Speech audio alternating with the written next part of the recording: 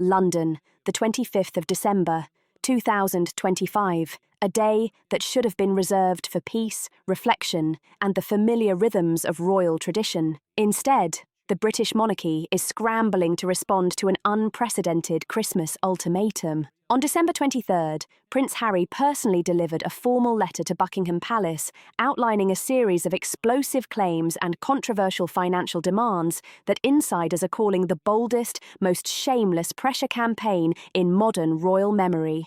The timing, the tone, and the content all signaled something far beyond ordinary family conflict. This was not a family letter. According to two highly placed sources within the royal household, the confidential document, signed Henry Charles Albert David, Duke of Sussex, was couriered directly to King Charles II's private office at Sandringham, arriving just hours after the Sussexes' heavily criticised Netflix Christmas special aired in the UK. To insiders, the move seemed perfectly choreographed to maximise disruption and media attention. The content of the letter shocked senior aides, who immediately escalated it to the King and the Prince of Wales. One palace source told the Clarion that it was not merely tone-deaf, it was strategic, demanding, and deeply transactional. The letter made it crystal clear: Harry and Meghan were back, not for reconciliation, but for recompense, and everyone at Sandringham was caught off guard by its audacity. The key demands effectively reopened a royal tab that had been thought closed. The letter,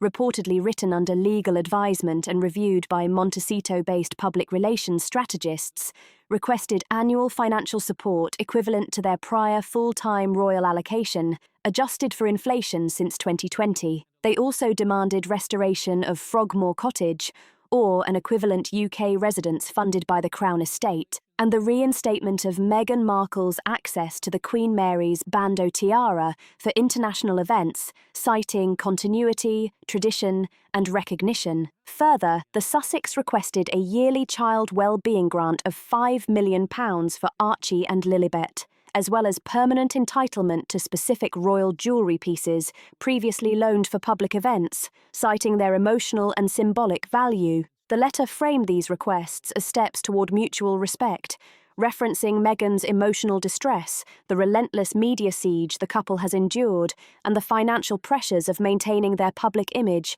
brand value, and child security while living in Montecito. Insiders interpreted the timing, just 2 days before the royal family's traditional Christmas luncheon at Sandringham, as a calculated attempt to force an emotional response from King Charles, who is undergoing ongoing cancer treatment, and Prince William, who has reportedly hardened his position on the Sussex issue after months of private family tension. Royal sources are unanimous: Meghan was the architect. While Harry's name appears on the letter, the tone, structure, and emotional framing unmistakably carry her media-savvy imprint. The document leans heavily on American legal phrasing and concepts of family duty, far beyond public service. "Harry doesn't talk like that," said a former palace aide, who worked closely with him prior to 2020. To many observers, the letter reads like the work of someone pursuing a settlement package rather than a son seeking a genuine reconciliation with his family. At the same time, Netflix's With Love, Meghan holiday special, intended as a soft rebranding of the Sussex as lifestyle icons, was widely panned on both sides of the Atlantic. A now viral scene, in which Meghan coldly thanks Harry for coming into the kitchen, has fueled speculation about the authenticity of their marriage. Even worse, the show features footage of their late dog Guy, who passed away in January 2024, appearing alive and well on screen. Royal media analyst Tom Sykes described this error as a catastrophic timestamp, exposing the entire Christmas premise as fake. In this context, Harry's Christmas letter landed like a lit match in an oil-soaked hallway, leaving palace officials reeling. The royal family responded decisively. By midday, December 24th, King Charles held a private meeting at Sandringham with senior advisors, including Prince William and Princess Anne. According to insiders, the mood was restrained but firm. After years of grey rocking the Sussex, deliberate non-engagement was reinforced. Charles reportedly authorised a new policy: there would be no further communication from this office to the Sussex household. All demands were formally declined. No royal properties, assets, or security personnel would be made available under pressure or implied threat. This marked the first formal closure of diplomatic ties between the monarch and his younger son. Prince William's private reaction was described as icy. One source said he warned aides that any concession could incentivize future blackmail and fatally damage the crown's credibility. Princess Anne, long the family's moral compass on tradition and continuity, reportedly endorsed the king's declaration: no individual, regardless of relation, may barter with the legacy of service. The jewels of our heritage are not to be leveraged. Sources suggest Anne's statement may be released publicly in the new year, reinforcing a long-held palace principle. Meghan and Harry voluntarily stepped away from royal service. They may not now demand its benefits without duty. The geography of pressure, from California to Norfolk, is damning. Meghan's failing lifestyle brand in Montecito, Harry reportedly uneasy about confronting his father, the fragile state of the king's cancer recovery, a Netflix special flopping in real time, and leaks of legal-style documents hitting London. The contrast between the two camps has rarely been so stark. While physically distant, Harry and Meghan appear to be drawing closer in strategic proximity, using media, legal channels, and emotional appeals to reinsert themselves into the royal narrative. The palace has made its position clear: access must be earned, not demanded. The second most jarring item in Prince Harry's now infamous Christmas letter, sent just 2 days before Christmas 2025, was not financial in nature. Hidden between demands for child allowances and jewellery access was a request that shocked even the most seasoned royal observers: the restoration of full residential rights to Frogmore Cottage, the 5-bedroom Grade 2 listed property in Windsor, which was formally vacated by the Sussex in mid-2023. Frogmore Cottage has long stood as a symbolic marker of the Sussexes' fluctuating status within the royal family, originally gifted to the couple by Queen Elizabeth II following their 2018 wedding.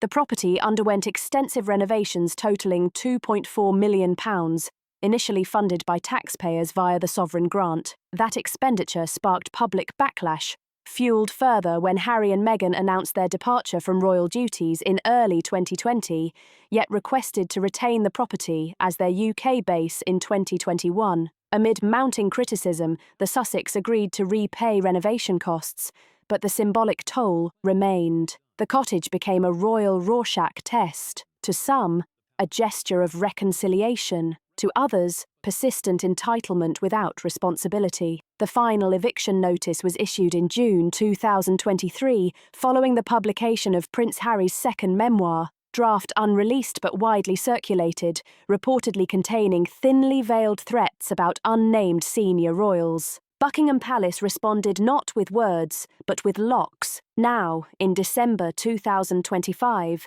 Meghan and Harry have requested that the Crown restore their UK residential rights at Frogmore, citing the need for a secure, symbolic, and dignified place for their children to connect with their heritage. But palace sources say the timing and phrasing suggest a very different intention. This isn't about nostalgia. One senior staffer at Windsor Castle told the Clarion it's about planting a flag back on royal ground, physically, legally, and emotionally. Think of it as staking a permanent claim in the heart of the monarchy. If granted, the Sussex could assert active royal resident status within the UK, giving weight to any future claims of marginalisation, exclusion, or what they might portray as unjust exile.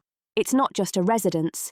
It's leverage, optics, and narrative power wrapped in stone and tradition. Insiders argue it would also reopen channels for security funding, media access, and perhaps most critically, symbolic proximity to the throne. Frogmore Cottage isn't just real estate, it's a battleground for control over the family story. The December 23 document submitted by Harry includes a detailed annex referencing Frogmore as essential for bridging his family's American independence with their British legacy. It proposes a biannual residence schedule, requests Crown estate-funded maintenance to uphold royal dignity, and even specifies exact dates for occupation during Easter, Trooping the Colour, and remembrance events. Crucially, the letter also demanded the reinstatement of royal-level security services at the Windsor grounds, services withdrawn in 2020 and regarded as non-negotiable. Following a 2021 legal review,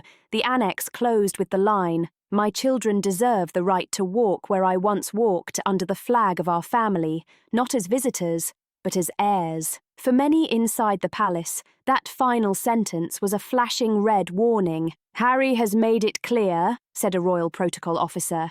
"He wants the benefits of heritage without the obligations of the crown." On the evening of December 24th, palace aides confirmed that King Charles had personally reviewed the Frogmore section and dismissed it with the words, "That chapter has closed." They chose another path, so be it. Security teams were instructed to review digital perimeters and ensure no unauthorized access via staff, delivery vendors, or sympathetic intermediaries. One royal operations consultant told the Clarion that Frogmore is now being treated as a high-security archive, not an active residence. Legally, any attempt to reoccupy or claim symbolic stake without formal royal appointment could trigger a breach of contract notice, rendering occupation unlawful. The Crown's position is crystal clear. You can't resign from a job and keep the office. Key analysts suggest the Sussex Frogmore demand was never really about sleeping in the Windsor countryside. Instead, it was about creating a public record of denial to leverage in future interviews, productions, or memoirs. Imagine Meghan on her next podcast saying, "We just wanted a little home in Britain for the children to know their roots, and they said no." One royal media advisor explained the genius of the request. Even knowing it would be denied, it positions the Sussex as victims of exclusion. But this time, the palace is scripting its own ending in a private holiday message reportedly circulated among senior staff and family members. Princess Anne is said to have written, "Legacy is not a luxury villa. You rent twice a year. It is a lifetime of service. Quietly. Done. Let us not be distracted by those who walked away." When Prince Harry's December 23rd letter landed at Sandringham, it wasn't the financial demands that caused the most visceral reaction. It was the return to entitlement centred on one glittering crown jewel, the Queen Mary's bandeau tiara. This was the very tiara Meghan Markle wore on her wedding day in 2018, a rare piece from the royal vault selected with controversy and deeply tied to the late Queen Elizabeth II's lineage. Now, in 2025, Meghan seeks to wear it again, not for duty, but for international cultural events and female empowerment galas linked to her Montecito-based foundation. Royal insiders were aghast. "It's like asking to borrow the crown jewels for a TED Talk," said one palace historian who manages ceremonial regalia. "These are state artifacts, not influencer accessories." The written request appeared in a supplementary appendix to Harry's Christmas letter, asking that Meghan be granted permanent ceremonial access to the Queen Mary's bandeau tiara as a symbolic bridge between traditional power and modern advocacy, restoring privileges she once held. The appendix also asked for the ability to borrow other royal pieces, including diamond earrings from the 2018 Australia tour, and a formal crown acknowledgement allowing her to reference the tiara as royally endowed in public press. The justification: Meghan cited irreparable emotional strain from being forced to return borrowed pieces in 2021 and argued that denial would undermine her personal brand of cross-cultural continuity. Behind the flowery phrasing, however, was a blunt truth. Access to royal jewels equals legitimacy, especially as the Sussex's Hollywood relevance fades. According to palace sources, King Charles read the tiara section silently, then passed it to Princess Anne. Her response was instant and ice-cold. "You do not request the vault, you serve it. That's the contract." The Princess Royal, long in charge of ceremonial inheritance and archive stewardship, immediately summoned Sir Hugh Munro, keeper of the royal collection. Together, they drafted a written statement for the royal household's internal response. The Queen Mary's bandeau is a national heirloom entrusted to the living sovereign. It shall not be allocated for private, non-sovereign use. The statement also clarified that Meghan Markle's prior use does not confer ongoing rights or symbolic attachment, especially after her formal withdrawal from royal duty in 2020. "This is not a beauty pageant crown. You win it, you return it," said one senior courtier bluntly. Commissioned in 1932 to house a 1893 wedding gift brooch, the tiara had not been worn publicly for decades before Meghan's 2018 selection. The process itself had been contentious. Meghan initially requested an emerald-encrusted tiara, but the Queen blocked it, citing provenance concerns. That early clash laid the groundwork for subtle animosity between Meghan and the late monarch's inner circle. To request its return during a personal branding crisis was seen as an insult to both the monarchy and the memory of Queen Elizabeth II. "Had Her Majesty been alive," a former lady-in-waiting said, "she would have simply said no. And that is final. In royalty, jewels are more than sparkle. They are silent symbols of loyalty, lineage, and legitimacy. Even active royal women like Sophie, Duchess of Edinburgh, or Princess Charlotte, during rare ceremonial appearances, must follow strict guidelines. For Meghan to request permanent access to a tiara she wore once, and which she has since formally renounced in duty and tone, crossed a red line. This wasn't about sparkle. A royal press officer explained it was about staking a claim to a legacy she walked away from, but still wants to monetize. Although Princess Anne delivered the technical response, it was Prince William who delivered the emotional one. Sources say he personally advised the king to deny the request, not just procedurally, but in principle. He warned that allowing Meghan to parade royal jewels at international galas would invite confusion, distortion, and misappropriation. It is believed that this was one of the pivotal moments leading to the December 24th royal declaration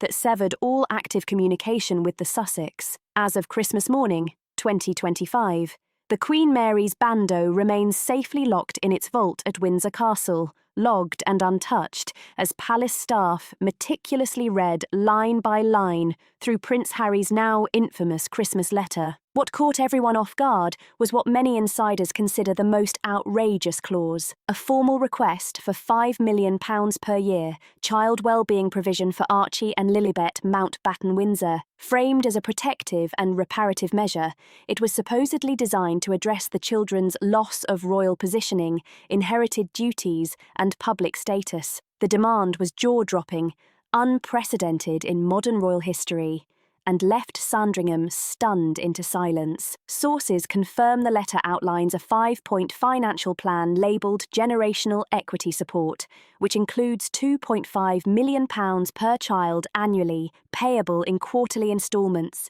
The plan also proposed a formal education endowment trust to be established in the UK, jointly managed by royal representatives and the Sussex Foundation.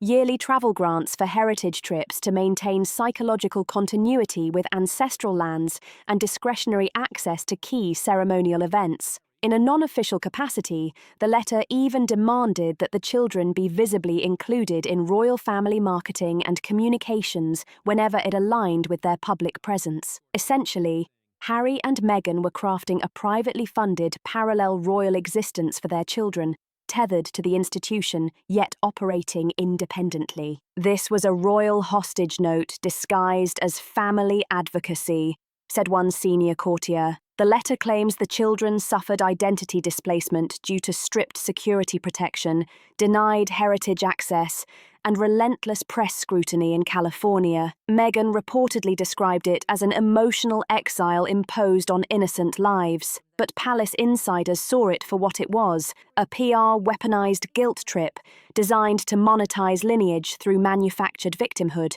Sources at Sandringham confirm that King Charles, despite ongoing cancer treatment, personally responded to this section, scribbling 3 words in the margin: "No, not constitutional." According to a family friend present, the king elaborated, "If they want inheritance, they'll have to inherit duty. There is no trust without service." For a monarch known for seeking harmony, this was a defining moment, a moral turning point, a line drawn not just for Harry's children, but for the future of the Windsor dynasty. He also reportedly told Prince William in private, to pay for privilege without responsibility would turn monarchy into spectacle, and that I will not allow. Princess Anne once again acted as the enforcer of institutional memory. Upon reviewing the generational equity clause, she instructed the Privy Council Office to issue a confidential advisory reaffirming that non-working royals and their descendants are not entitled to public or private sovereign support. Her handwritten margin note reportedly read, "Royalty is not a birthright.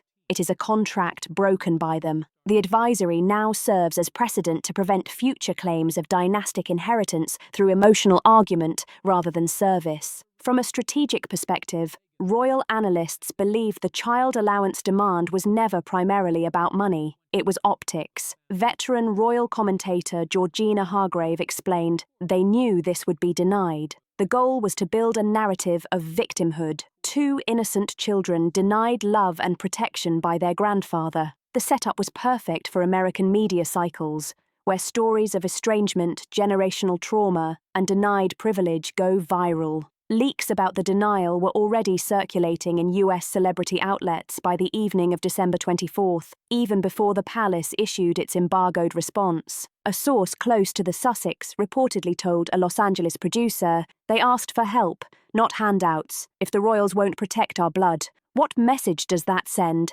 Palace insiders saw it as a line crafted for headlines, not for truth. Behind the scenes, Prince William's fury was unmistakable, though publicly restrained. "You don't raise princes on threats," he reportedly told King Charles in a heated exchange on the night of December 23rd. William's position was clear. The use of Archie and Lilibet as leverage is moral failing, not parenting strategy. He warned that granting such demands could undermine the monarchy's long-held principle of serve first, benefit second, and trigger a flood of similar claims from lesser branches of the royal tree. On December 24th, William quietly instructed Kensington Palace staff to remove all references to the Sussex children from 2020's public-facing royal education initiatives. No association by proximity. Palace aides confirmed that the £5 million child allowance demand was more than a monetary play. It was a direct challenge to how the monarchy defines legacy, protection, and responsibility. By refusing,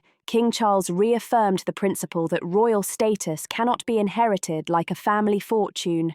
It must be earned through service. As of Christmas 2025, that principle remains intact. With leaks, podcasts, memoir rumours, and public speculation swirling, many believe the battle is far from over. At precisely 10 a.m. on December 25th, 2025, while much of Britain was still unwrapping presents and preparing Christmas lunch, a sealed envelope was hand-delivered from Sandringham House to the Privy Council office in London. Inside was a declaration formalising the end of royal negotiations with the Duke and Duchess of Sussex. Henceforth, no royal residence, benefit, security protocol, or ceremonial access shall be granted or restored. All prior entitlements are considered lapsed by voluntary abdication of duty. The document was signed by His Majesty King Charles III, with a second signature by William, Prince of Wales. In that moment, a quiet but definitive wall was raised,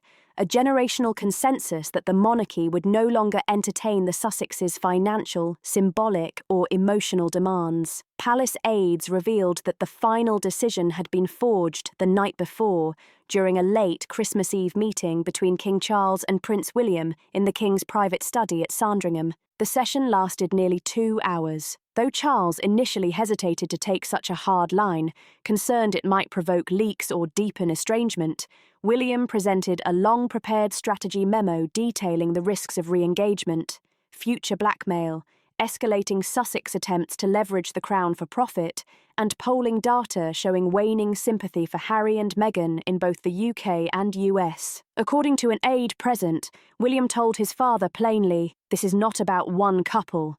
This is about the future of the institution. If we concede, we dismantle everything." King Charles reportedly fell silent, then nodded once. "Very well, draft it." By dawn, the royal decree was finalised, reviewed by Lord Chamberlain Andrew Parker, and submitted for formal registry. It was the first document in decades, co-signed by both monarch and heir on a matter of internal family restriction. The declaration's language was measured but resolute, avoiding emotional judgment, yet making clear the Sussexes' requests were incompatible with a constitutional monarchy. Key lines included: no individual may claim entitlements once abdicated unless summoned back into active duty by the sovereign. Crown property, jewels, and ceremonial participation shall be reserved for those presently in service of the realm. Any informal or symbolic use of royal identity for commercial purposes shall be considered a breach of dignity. Though not public, the document was circulated to all major royal offices,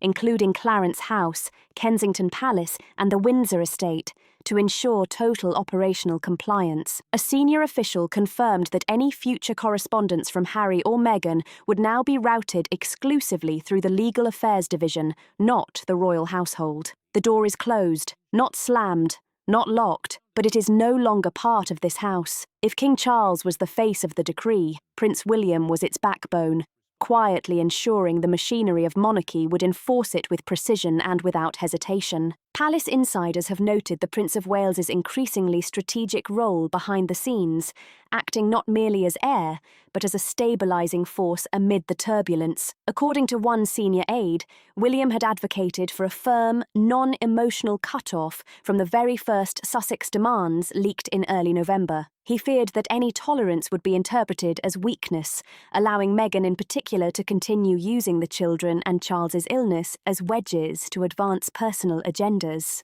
Every time we soften, they escalate, William reportedly said. It's time to signal that the game is over, and this time, we mean it. His stance was bolstered by Princess Catherine, who not only supported the full declaration, but encouraged the removal of residual Sussex references from royal archives, branding materials, and youth-oriented educational initiatives. Kensington Palace insiders confirmed that Catherine has now assumed primary oversight of all youth programmes previously associated with Archie and Lilibet, ensuring no lingering ambiguity about royal lineage, patronage, or symbolic affiliation. With the Christmas declaration firmly in force, the House of Windsor has entered a new era of institutional clarity and operational discipline. Royal commentators have already dubbed it the Sandringham Doctrine, a framework built on three unwavering principles. Voluntary exit means voluntary forfeiture. Heritage cannot be monetized without service, and emotion does not override constitutional structure. Observers note this is the most definitive stance since the Queen's firm 2020 ruling, and perhaps the most consequential since Edward VIII's abdication in 1936. Its effects are already rippling across palace operations, public communications, and historical precedent. Legal teams have reviewed all remaining contracts between the Sussex and Crown-affiliated entities to ensure no language allows future access or retroactive benefits. The Royal Collection Trust is preparing public-facing clarifications regarding jewellery access rules, while the Metropolitan Police's Royalty and Specialist Protection Unit has received an updated non-employment directive. For Montecito, this isn't about punishment, one insider said. It's about preserving the monarchy's immune system, maintaining structural integrity, and preventing precedent exploitation. Later on Christmas Day, during a private Sandringham lunch, King Charles delivered a short, off-the-cuff toast that few expected given his health, yet his words carried remarkable gravity. "We have loved, we have waited, we have endured," he said. "Now we must protect, not out of fear, but out of duty, and for that, I have no apology." As dusk fell over Sandringham on December 25, 2025, the estate's historic chapel bells rang softly for evening prayers. Inside the drawing room, the royal family gathered as they had for decades, 3 generations beneath oil portraits of ancestors whose scandals had long faded into folklore. But for King Charles III and Prince William, this Christmas marked the beginning of a new royal chapter, defined not by reconciliation, but by closure. Just over 48 hours had passed since Prince Harry's written demands arrived, yet the monarchy had responded with a decree, a doctrine, and an institutional pivot that will echo for years to come. The emotional fallout, though subtle, was no less seismic. As of Christmas night, the Sussex household had issued no official statement in response to the Crown's rejection. No leaks, no posts, no public reaction from Meghan or Harry. Royal aides believe the silence is deliberate, a pause before the next media play. They are likely regrouping, recalibrating. But one palace media advisor warned, "Make no mistake, this is not the end of the narrative, it is the end of royal participation in it." Multiple newsrooms in Los Angeles and New York confirmed that media inquiries linked to an upcoming Sussex project surged in the final week of December, including requests for archive footage, royal event transcripts, and UK press clippings from 2019 to 2021. Several producers have speculated that a Revelation-style docuseries may already be in pre-production. The monarchy, however, will not respond again. Princess Anne, long known for her restraint and institutional rigour, reportedly convened a private morning meeting with senior household staff on December 25th to reaffirm clarity. Moving into 2026, she instructed all departments: no contact, no correspondence, no compromise. "We protect the name by no longer lending it," she said. "They may speak into the void. We will not echo it." Her directive has since echoed through palace corridors, shaping the family's media philosophy across all departments. Royal press teams have begun implementing a silent protocol. No mentions of the Sussex in public-facing briefings, no anticipatory defences, and no engagement with press speculation. The message is unmistakable. Harry and Meghan are no longer part of the institution's storyline. While King Charles's health remains a closely guarded matter, aides report that the past week's events have galvanised his resolve rather than weakening it. The decision to sever contact with Harry is seen by insiders as a cornerstone of legacy protection, ensuring that what Queen Elizabeth II built is not unravelled by sentiment. "He chose duty over fatherhood," one former courtier reflected. "It may haunt him personally, but he will be remembered for protecting the crown." Meanwhile, Prince William's leadership has crystallised. Over the holiday week, he conducted private strategy sessions with palace legal teams, communications staff, and international liaisons. For the first time, insiders say William is treated not just as heir, but as co-governor of the institution. Catherine, by all accounts, has stood firmly at his side, managing press engagements, children's appearances, and messaging with surgical precision. While no legal war has erupted, the symbolic victory is unmistakable. The monarchy has cut financial, ceremonial, and emotional ties to Harry and Meghan. The institution has asserted a necessary truth: not all family fractures can be mended, and not all bloodlines earn the right to inherit legacy. As 2025 closes, the House of Windsor has never been leaner, more focused, or more disciplined. The Sussex may still speak, they may write, they may even stage another Christmas special, but this time they will do it without access, without reply, and without the power of the crown behind their names. If you found this breakdown insightful, don't forget to like, subscribe, and share this story. Drop your thoughts in the comments. What do you think the future holds for the Sussex and the monarchy?